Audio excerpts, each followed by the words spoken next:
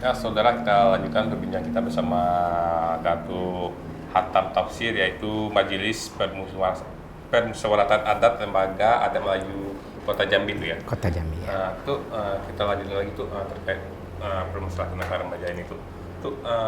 Sejauh ini sih apa sih yang melatar belakangin remaja-remaja kita yang masih usia produktif tuh terkait perbuatan kenakalan yang ada saat ini gitu. Kalau pengamatan kami dari lembaga adat, itu tadi artinya kenakalan mereka ini tidak bisa kita bebankan 100% kesalahan mereka. Mungkin artinya orang tuanya juga ikut salah. Karena dengan adanya kemajuan zaman ini, sudah banyak warga kita itu yang sudah artinya sudah mulai mengesampingkan aturan-aturan adat. Nah, karena sebenarnya kalau diawali dari rumah tangga itu, kalau dalam adat itu dikatakan anak itu sekatu bapak, bini sekatu laki, penakan sekatu mama. Artinya mereka itu ada tahapannya. Kan kita kembali dengan agama itu juga gitu kan. Nah, jadi orang-orang yang harus kita hormati itu kalau dalam agama itu ibu, bapak, guru, raja. Nah, sebenarnya adat menjalankan itu. Nah, mungkin sekarang kelemahannya itu tidak jalan di lapisan bawah masyarakat ini. Yang penakan sekata mama itu tidak jalan lagi. Sekendak dia ya, lah. sekendak dia penakan ini sudah tidak, artinya tidak menghargai mama atau paman. Nah, karena pamannya juga tidak memposisikan diri sebagai paman yang baik. Termasuk dengan orang tuanya, bapaknya. Bagaimana umpamanya saya lihat kan sering umpamanya kita mau artinya kita mengarahkan anak kita, nak kau sembahyang nak, sementara kita tidak sembahyang. Nah, kita mengatakan nak kau jangan buka aurat. Nah, mamanya dewek tidak pakai penutup kepala ketika di rumah. Nah, itu kan itu membuat remaja ini kan tidak apa dia. Makanya sekarang ini kalau saya lihat sebenarnya remaja itu tadi betul dia butuh jati diri dan dia butuh artinya seseorang yang bisa dijadikannya panutan. Contoh, dia malah lebih percaya dengan gurunya ketimbang orang tua. Coba kalau anak TK, kalau tes kalau dia pulang kata ibu guru kami ini tidak boleh ma, ini tidak boleh, ini tidak boleh. Tapi kalau kita yang bilang dia tidak percaya dia. Nah itu. Nah mungkin di situ yang perlu kita rubah. Berarti peran orang tua, ya keluarga itu terhadap pendidikan anak itu mulai dari usia dini itu mungkin ke depan itu perlu. Nah makanya mulok itu sangat dibutuhkan, nanti ada pendidikan budi pekerti. Kalau dulu kan ada itu, sekarang kan sudah tidak ada lagi. Berarti mulok itu nanti masuknya juga ke semua jenjang, iya, semua jenjang dari TK sampai perguruan tinggi. Gitu ya. Nah, kalau perguruan tinggi di Jambi ini tapi seperti WIN itu dia sudah melaksanakan itu. Saya dulu pernah itu diminta memberikan materi itu kan. Ada gitu ya? Ada ya. Itu mungkin untuk bilang juga betul dari tingkat keluarga karena tingkat keluarga itu mencerminkan kehidupan anak itu di luar itu sendiri. Iya, di luar itu sendiri.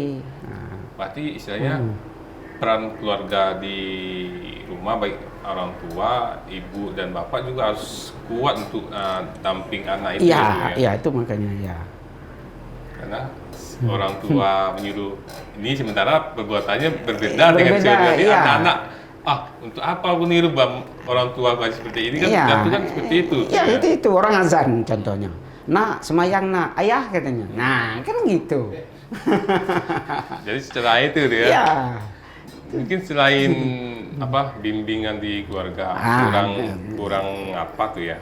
Kurang lebih mendalam terkait baik dari segi adat, baik dengan perilaku dan agama semuanya. Mungkin penyebab di luar itu apakah mungkin ada pengaruh di lingkungan sekitar tuh atau gimana? Kalau saya lihat pengaruh di samping dari dalam keluarga ini kemajuan teknologi informasi ini yang artinya membuat anak ini artinya berbuat mungkin dia kita lihat saja sekarang dengan adanya kemajuan HP ini anak umur 4 tahun dia sudah mulai main laptop apa segala macam kan. Jadi akhirnya budaya-budaya luar yang mungkin tidak pas dengan budaya kita otomatis bagi mereka tadi masuk.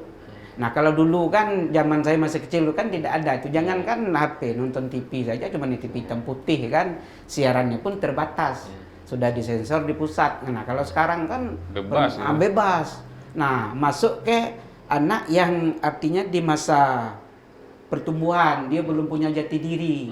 Jadi apa yang dilihat dia ingin lakukan. Nah, ternyata tidak sesuai dengan adat budaya kita. Nah, itu pengaruh dari luar juga sangat besar, artinya pengaruh dari kemajuan teknologi ini sangat ya.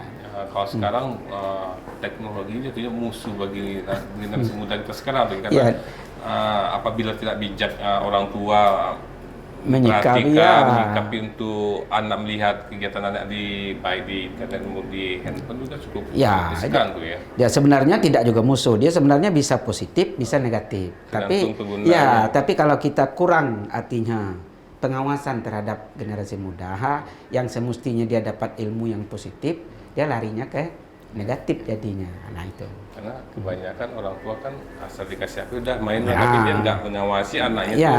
Wah, mau lihat apa, mau apakah dia lihat pelajaran atau hal-hal negatif yang dilihat itu kan cukup banyak tuh. Mungkin himbauan ke depan ke lembaga adat khususnya di media sosial dengan sekarang gimana itu dengan teknologi yang cukup maju sekarang itu? Ya kita kan makanya sebenarnya membatasi gerak anak itu sebenarnya dulu sudah sangat tertib dulu. Dulu setiap kampung itu ada di masjid itu ada pengajian maghrib isya. Dan itu sekarang masih digalakkan, honor guru ngaji itu masih dibayar oleh pemerintah. Mulai dari provinsi itu ada honor.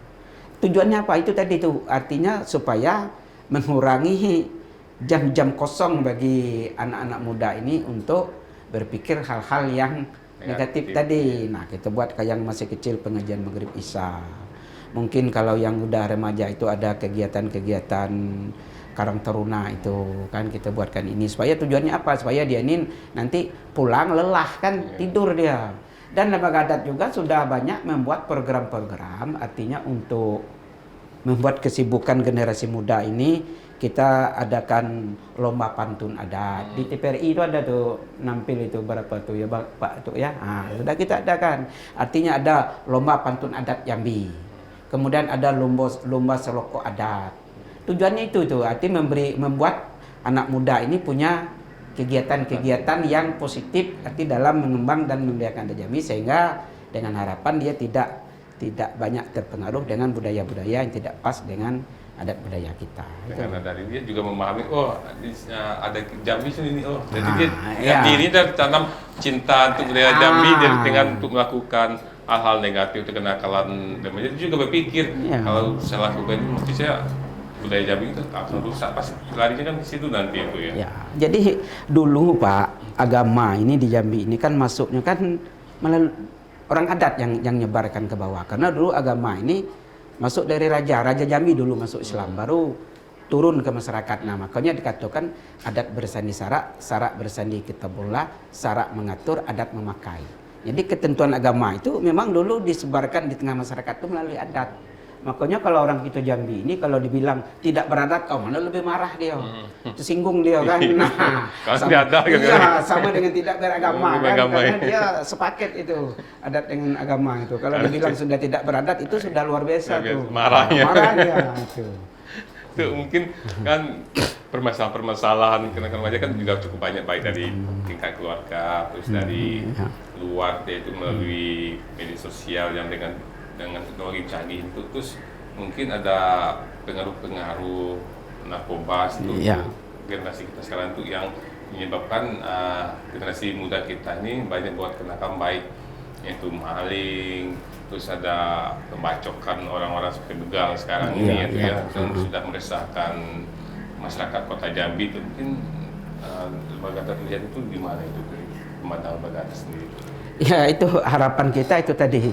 Artinya kalau kita mau stop skat langsung berhenti kan tidak mungkin, karena benda ini kan sudah berproses. Nah makanya langkah harapan kita yang sangat kita harapkan RT itu berperan, lead tadi. Nah, karena muaranya kan awalnya kan di situ. Nah makanya kita minta nanti ke depan lead di setiap RT itu betul-betul dia berfungsi dapat mengembangkan dan melestarikan adat istiadat budaya Melayu Jambi. Nah, dengan mulai dari tingkat RT ini, dari tingkat yang paling kecil dia sudah kita jejali, sudah kita isi dengan adat budaya kita, ini yang tidak boleh, ini yang boleh, ini boleh. Nah, jadi nanti ke depannya dia mungkin setidak-tidaknya dia ada pembanding. Ketika dia nak berbuat, dia berpikir, oh kalau menurut adat Jambi ini tidak boleh. Nah, mungkin ada sedikit rem-remnya. Taruhlah dia agama mungkin tidak begitu memahami, tapi dia dapat pendidikan melalui adat tadi. Ya, dia sekatnya, oh ini menurut adat tidak boleh. Nah, mungkin dari situ dia mulai berpikir kan. Nah, kan kadang-kadang kita ini berbuat itu kan karena ketidakpahaman tadi. Enggak tahu juga. Tidak tahu, ingin mencoba-coba kan. Nah, gimana rasanya? Gimana rasanya? Ya, pendidikan itu dia mungkin minim dapat. Minim dapat, ya, malah tidak dapat sama sekali kan. Nah, itu. Mungkin dengan ada pendekatan RT setempat pengumpul masyarakat mungkin itu menekan secara dini peredaran terhadap kenakalan remaja itu sendiri ya. Harapan kami lembaga adat itu kalau nanti lead itu betul-betul berjalan di bawah, artinya kalau menutup semua itu tidak terjadi tidak mungkin kan, tapi setidak-tidaknya arti bisa mengurangi tingkat mulai dari kenakalan remaja sampai kenakalan orang tua lah. Sekarang ini bukan remaja Pak, kadang-kadang orang tua juga saya kemarin itu seorang orang tua selingkuh misalnya kan. Nah, itu kalau di adat itu ada juga dendonya tuh, Pak. Iya, denda tuh besar dendonya tuh. Jadi sekarang bukan kenakalan remaja, kenakalan orang tua juga. Tapi pembincang kita ini cukup menarik ketika kenakalan remaja karena saat ini kan sudah sebagai masyarakat Jambi sudah resah dengan kenakalan terutama begal-begal ya. Tapi kita tahan dulu tuh di segmen selanjutnya tuh. Kita sudah akan kelanjutkan tuh segmen selanjutnya terkait kenakalan remaja di Kota Jambi.